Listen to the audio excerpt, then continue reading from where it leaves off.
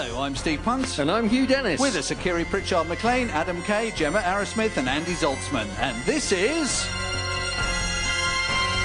The Now Show!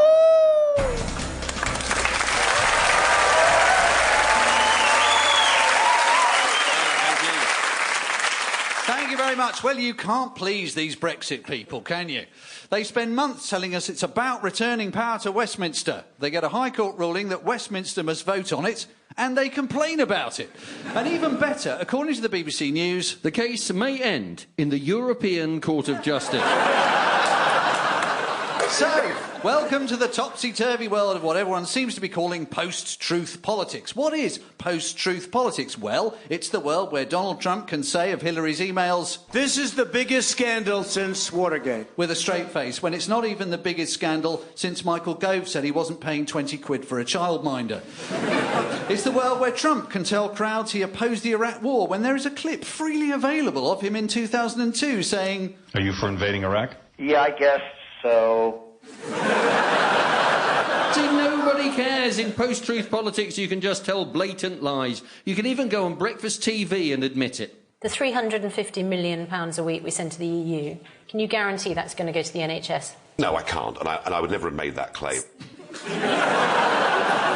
But you did. But still, nobody cares. Pound loses a fifth of its value. Next year, living standards are going to fall. But if that's not what you want to hear, ignore it. It doesn't matter. It's post-truth politics, where anything you want to be true is true, and every new item of news more incendiary than a Samsung Galaxy 7. If you want to escape the current insanity, of course, don't forget it's firework night this weekend, where Britain will be covered in a series of small fires with an effigy on top. Much like America will be this time next week. Because it doesn't matter who wins, both presidential candidates are incredibly unpopular. The American voter is truly caught between a rock and a hard place. Or if you listen to the candidates' views of each other, between a crook and a head case. Now, I know some people are getting bored with hearing about the US election, but don't worry. If Trump wins, it'll be the last one you ever have to hear about. And it's quite sobering when the leadership of the world's leading democracy boils down to the question, which criminal accusations are more befitting of a president? Because there are many questions for Hillary, like why she used a private email server for official business. Why she deleted 33,000 emails before handing them over, for which she gave the frankly unsatisfactory excuse... "I thought it was safe to delete the emails because I knew that if they were ever needed, the Russians would have a copy anyway." Incidentally, it's not true that Russia only hacks democratic accounts. It's just they don't need to hack Trump because he CCs Putin automatically. But all this hacking by Russia, or indeed by anyone, is a bit worrying. And this week, countermeasures were proposed by Chancellor Philip Hammond, backed by Prime Minister Theresa May. Is it just me who finds it confusing that we now have Hammond and May in charge of the country?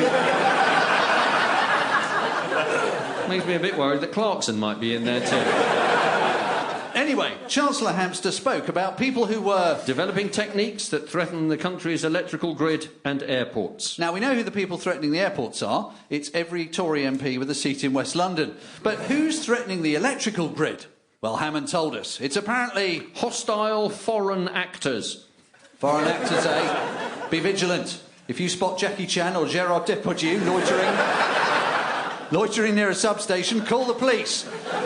To help deal with these hostile foreign actors, Hammond announced the government will be spending £1.9 billion on cyber security by taking out a year's subscription to Norton Antivirus at the post-Brexit exchange rate. Talking of which, this week, the Governor of the Bank of England, Mark Carney, decided to stay on until 2019 on the grounds that that's the point when the pound will be worth nothing and replaced by a barter system.